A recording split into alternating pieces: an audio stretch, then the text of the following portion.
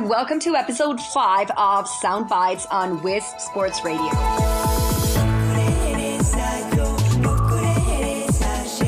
Sound Bites is a bi-weekly podcast providing you with practical information on holistic nutrition. On each episode, we feature a new topic to empower you to make healthier choices so you can improve your overall health, performance, and prevent disease. I am your host, Maricarmen, and today I will be talking about a very important topic that most people take for granted when it comes to healthy living, and that is going to be self-compassion. So the reason I want to talk about this again, it's because a lot of people take it for granted, and it's such an important component for healthy living. And I have so many clients telling me, I'm doing everything right. I'm following the nutrition plan, taking all the supplements, working out every day, but I still don't feel healthy. I still don't feel comfortable with my body. I feel drained and guilty when I do something wrong. And I just want you to know, first of all, that this is normal. A lot of people go through that, and that's exactly why I want to talk about this.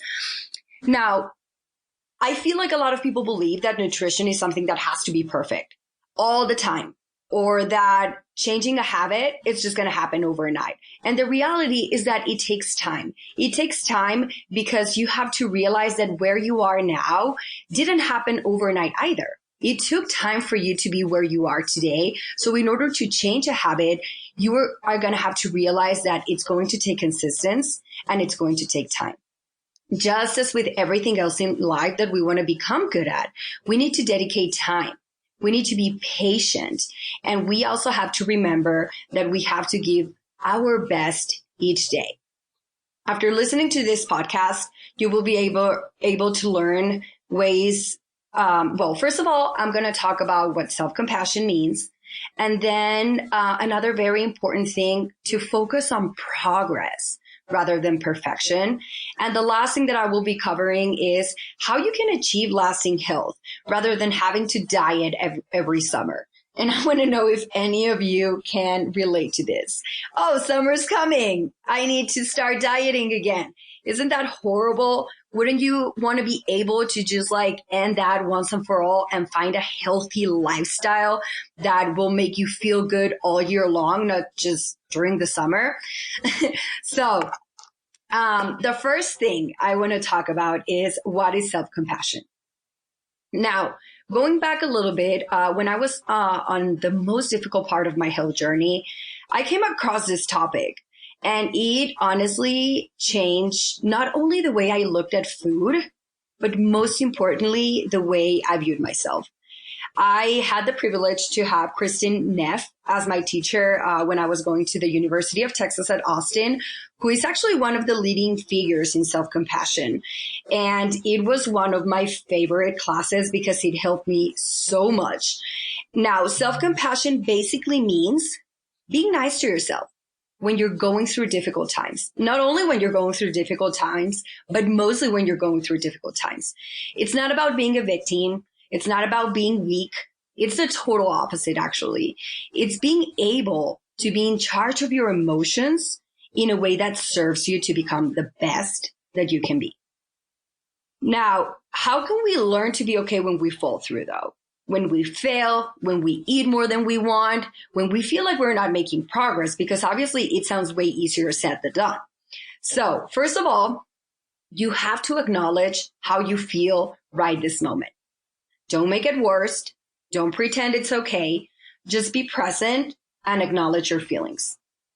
Then ask yourself, how can I comfort and care for myself in this moment?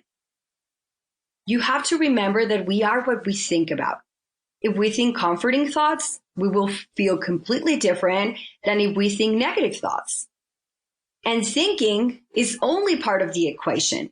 What comes next is taking action. I'm going to give you a little trick or a little exercise that I personally like to implement. And I'm just going to name it, I'm just going to name it the Powerful 30. And it basically means sticking to one habit at a time for a period of 30 days.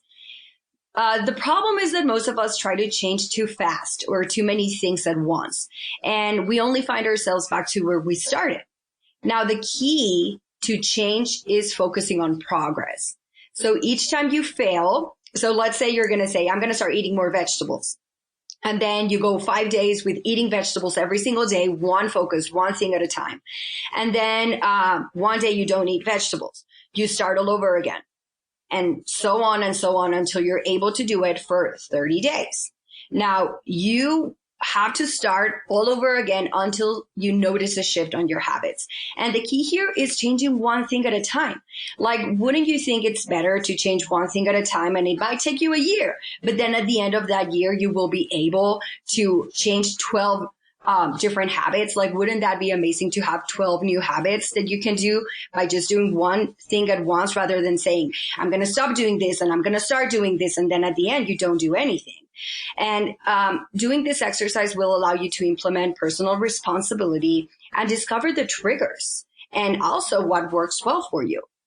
So just to summarize pretty quick about how to create lasting change. The first step is awareness. In order to get where you want to be, you need to know where you are right this moment. The second step is ask yourself quality questions. When you're feeling horrible, instead of saying, why is this happening to me? Or why is life so unfair? How about you ask yourself, what can I do right this moment to feel better? What can I do to take care of myself? Ask yourself questions that will lift you up and that will make you grow. And then the third, implement, because you can have all amazing thoughts and be all positive, but if you're not doing anything about it, you're not going to see any changes. So to achieve lasting health, it is important to master self-love first. A lot of people focus on food and exercise, and they forget about loving themselves and asking themselves, why am I doing this? Why do I want to be healthy? Why do I want to look good? If you feel uncomfortable in your body, it can show up as feeling bad about eating certain foods or not exercising. So you have to realize that it doesn't matter how healthy you eat or how much you work out. You're never going to achieve lasting health if you don't practice self-love and self-compassion.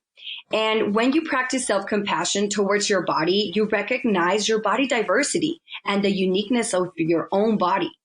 It means being kind and honoring your process. And I'll give you an example. It means knowing that most people have days when we feel uncomfortable in our bodies, and that's totally normal. But when you apply self-compassion, you choose to be kind to yourself and ask yourself those quality questions that will make you feel better. Now, remember, self-compassion is a process. So you have to be patient along the way. It's a practice. It's about reminding yourself to come back to being kind, practicing mindfulness, and recognizing common humanity. Now, this is, again, a very important topic. Keep in mind, if you find yourself following the nutrition, doing all the workouts, and you are still feeling uncomfortable, remember to go back to self-compassion, and you will see a big, big difference, not only in the way you see food and exercise, but in the way you see yourself. I hope you found this helpful, and if you would like more information, please visit my website provided on the show notes. You can also email info@wispsports.com with any questions you may have. There will also be links in the show notes accompanying this episode at wispsports.com. Just go to listen and click on soundbites. While you're there, you can find more conversations from the world of women's sports. And please also subscribe to Wisp Sports Radio on your favorite podcast player. Follow us on social media at Wisp Sports and at Maricarmen Ferry 4.